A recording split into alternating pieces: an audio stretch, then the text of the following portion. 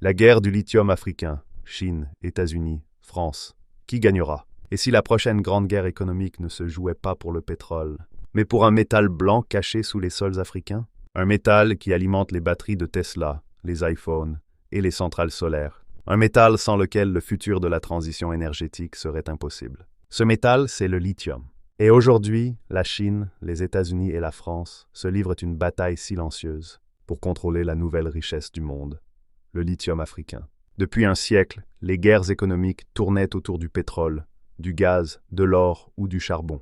Mais la révolution verte a tout changé. Les batteries électriques, les voitures sans émissions, les énergies propres ont fait du lithium le pétrole du XXIe siècle. Et devine où se trouvent certains des gisements les plus prometteurs en Afrique. Du Zimbabwe à la Namibie, du Mali à la République démocratique du Congo, le continent concentre déjà près de 8% des réserves mondiales connues et de nouvelles découvertes surgissent chaque année. L'Afrique devient, encore une fois, le terrain d'une nouvelle ruée mondiale. 1. Le lithium, l'or blanc du futur. Le lithium est un métal léger, mais essentiel. C'est le cœur des batteries lithium-ion, utilisées dans les voitures électriques, les smartphones, les panneaux solaires et les systèmes de stockage d'énergie. Sans lui, aucune transition énergétique n'est possible. En 2020, le prix du lithium tournait autour de 7 000 la tonne. En 2023, il a atteint près de 80 000 $, un bond de plus de 1000%. Autrement dit, qui contrôle le lithium, contrôle le futur de l'énergie. 2. L'Afrique entre dans la course. Jusqu'ici, la majorité du lithium venait d'Australie, du Chili et de Chine. Mais depuis 5 ans, les regards se tournent vers l'Afrique. Le Zimbabwe a ouvert plusieurs mines géantes dans la région de Bikita. La Namibie détient l'un des plus grands gisements non exploités du continent. Le Mali, avec le projet Goulamina, devient une base clé pour les exportations. Ces pays attirent désormais des milliards d'investissements étrangers. Mais chaque puissance a sa stratégie. La Chine achète des parts dans les mines et finance les infrastructures. Les États-Unis signent des accords de partenariat énergétique. Et la France, elle, tente de se repositionner via ses groupes miniers historiques. Le terrain de jeu est le même, mais les règles ont changé. L'Afrique ne veut plus être spectatrice. 3. La Chine, le joueur le plus rapide. Pékin a compris avant tout le monde l'importance du lithium. Aujourd'hui, plus de 70% de la production mondiale de batteries est contrôlée par des entreprises chinoises. Leur stratégie est simple. Investir directement à la source, acheter les mines africaines et contrôler la transformation du minerai. Au Zimbabwe, par exemple, la société chinoise Zhejiang Huayu Cobalt a investi plus de 300 millions de dollars pour exploiter le lithium de Bikita. Au Mali, le groupe Ganfeng Lithium détient la majorité des parts du projet Goulamina. Résultat, le lithium africain quitte le continent brut, puis revient transformé, revendu 10 fois plus cher. Relance d'attention.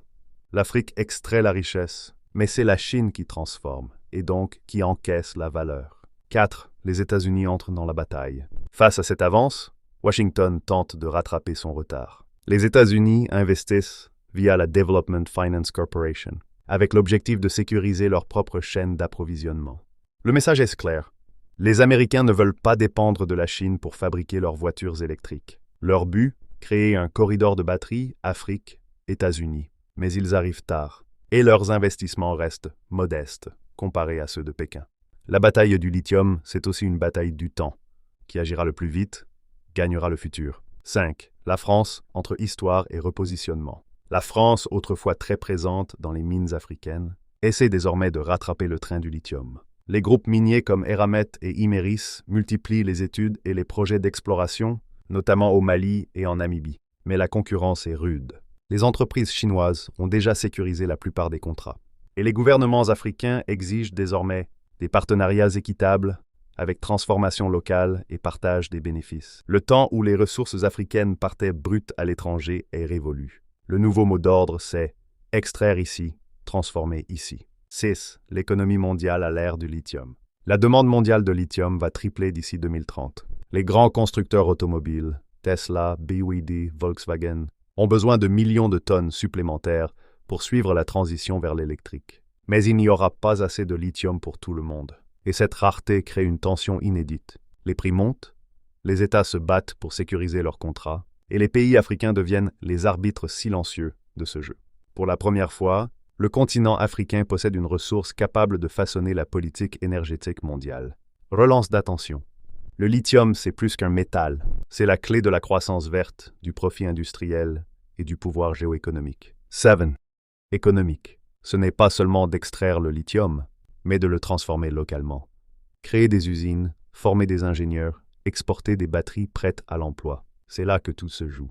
Car si le continent reste un simple fournisseur de matières premières, il continuera de capter moins de 10% de la valeur finale. Mais s'il développe ses propres chaînes industrielles, le lithium pourrait devenir le moteur d'un boom économique durable. Le défi est immense. Mais pour la première fois, l'Afrique détient les cartes et le monde la regarde. Le lithium n'est pas qu'un métal, c'est le carburant du futur. Aujourd'hui, la Chine, les États-Unis et la France se battent pour le contrôler. Mais le terrain de cette bataille, c'est l'Afrique. Et si la vraie question n'était pas qui gagnera, mais qui osera partager la valeur? Le monde change, les ressources changent, et la nouvelle richesse s'écrit en lettres blanches, Li, comme lithium. Et si tu veux comprendre comment l'économie mondiale se réinvente sous tes yeux, abonne-toi à Finavia, car ici, on décortique l'économie du futur, celle qui alimente ton téléphone et ton avenir.